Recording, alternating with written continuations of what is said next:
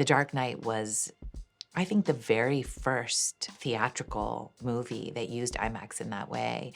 But I had no idea what we were doing and how we were using it. Maggie, lovely to meet you. You too. Congratulations on the movie. I've been very excited to see this film, and it didn't disappoint. It's brilliant. I'm glad. Great. Huge congratulations. So at the start of the film, we hear Mary say that Ida is the perfect choice for her next story. So my question to you is, what made Jessie Buckley the perfect choice for your Ida? I mean, I had worked with Jessie on The Lost Daughter. We made a real immediate connection. It was clear to me immediately that we were speaking the same language. And then as we continued to work on this movie, on that movie, it just became clearer and clearer. And I realized that I could speak to Jessie in the same language that I speak to myself in. I think we have a really special connection, Jessie and I. I think it's unusual. And as I was writing, I tried not to write for her, although she was definitely in mind. I tried to write for no one, for any of the roles, but she did just keep coming. And then by the time it was finished, I thought, who else could do this, you know? Yeah. She's perfect for it. She plays like 3 different characters. Not like essentially. 3, she plays 3. She plays exactly 3 characters. Exactly 3 characters. It's amazing. No, and obviously like it's come off the back of an incredible weekend for her as well. Totally So, amazing to be there and watch her win that BAFTA in her beautiful blue dress. Absolutely. I love the dynamic between you both in the movie, and this cast is absolutely stacked with insane amounts of talent. But who do you think of the cast would make the best detective? From all of us? Everyone in the cast. I kind of feel like Christian. Because he would be pretending like he's not seeing something. Yeah, He would actually, be I think seeing that might everything. be right. Yeah, Yeah. really sneaky. Sneaky. Yeah. He'd take it seriously. He'd go deep. Yeah, I hate to give that answer because it's so obvious. I wish there was something more clever, but I think you're right. No, but I think from all of us, including Maggie, is Maggie, 100%. Yeah. Interesting. 100%. Oh, yeah. Before Christian. Yeah. Interesting. Your wife would make an excellent detective. Detective. Oh, yeah. That's why I don't try to commit any crimes. I keep the crimes really low. Everything cool. Nothing to look at here. I'd love to know what made Christian the perfect choice for Frank. Well, again, I didn't write it for him. Sometimes if you write for someone, you know, it would limit what the possibilities are of what comes into your mind. But when I finished it, I just started daydreaming about who could be my Frank. You know, my Frank, like in the book. In the book, Frankenstein's monster, I mean, and let me just say, like, we don't call him that because he wouldn't call himself that. In the book, he's so human. He's so smart, lonely, vulnerable, also monstrous. He does definitely kill people out of rage. And I mean, he's got all of it. And my Frank's also a bit funny, I think. And I thought, who can really hold all of that, for real hold all of it, not act like it? Who's got all those things in them? Well, we all do, but who can allow those things to be expressed on film? And it was him. It was him, absolutely. Very interesting what you said about him killing, because obviously he does kill in this movie, but sort of the last thing he wants to do. He's really trying not to let that monstrous rage out, but so are all of us, aren't we? You know, Yeah. I don't bash people's heads in yet, Same. but I have, and I think we all do have an aspect of something monstrous in us, and that's. In so many ways, that's what the movie's about. The parts of you that don't fit into the box that they're supposed to fit in. What are you supposed to do with them? Yeah. What are you supposed to do with them in relation to someone you love? This movie is like, come, we'll take it. We'll take all of you. So I had no idea that Mary Shelley wrote Frankenstein on a dare. I think it's pretty incredible how a story like that can come from complete freedom and creativity.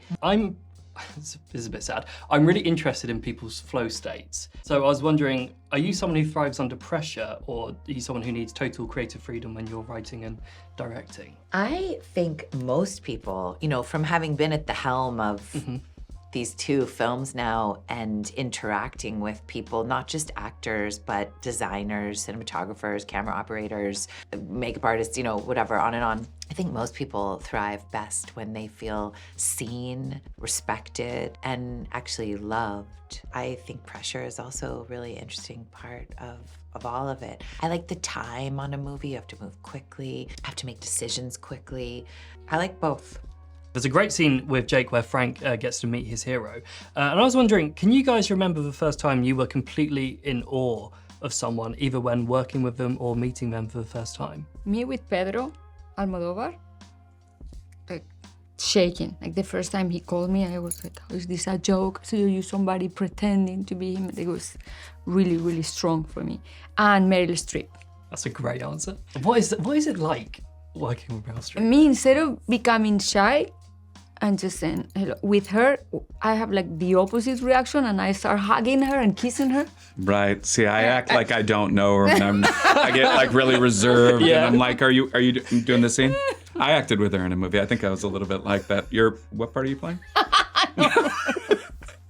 You play super cool. You're like, who are you, sorry? Yeah. Yeah. Okay. For me, it's frequently like musicians or athletes. You know, Really? I saw Steve Nash, the basketball player. He coached the Nets.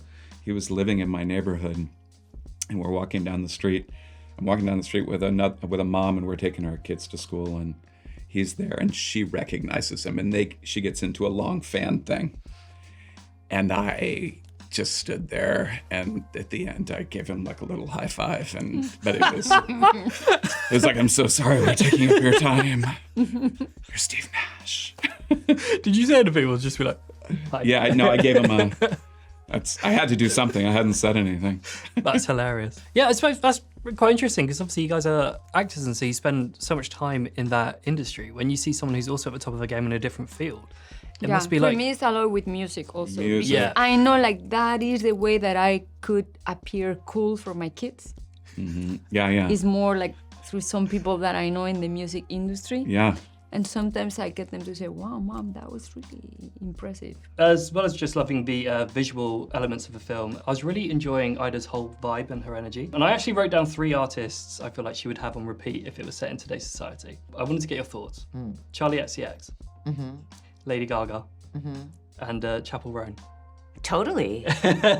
I think so. What's interesting about all of those artists is that they make space for a little bit of the monster, right? They make space for the things that are messy along with the things that are, beautiful.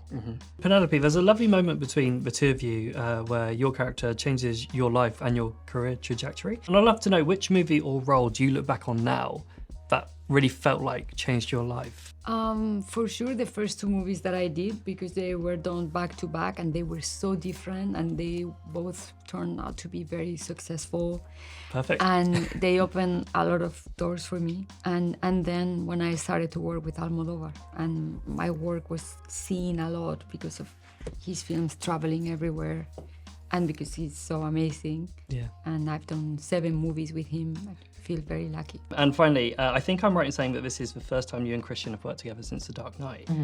That movie was a movie that made me want to work in film and TV. And I'd love to end by asking you how that movie impacted your life as well. It's interesting, right? Because in that movie, I was really the girlfriend, and it's such a difference to where I am now, you know? And to think about all the work and thought and expression and growing that it took to go from that movie to here. Even thinking in terms of IMAX. We shot this movie for IMAX, not, most movies play beautifully as big as you can, but our movie changes aspect ratio inside of an IMAX theater, was designed for an IMAX theater.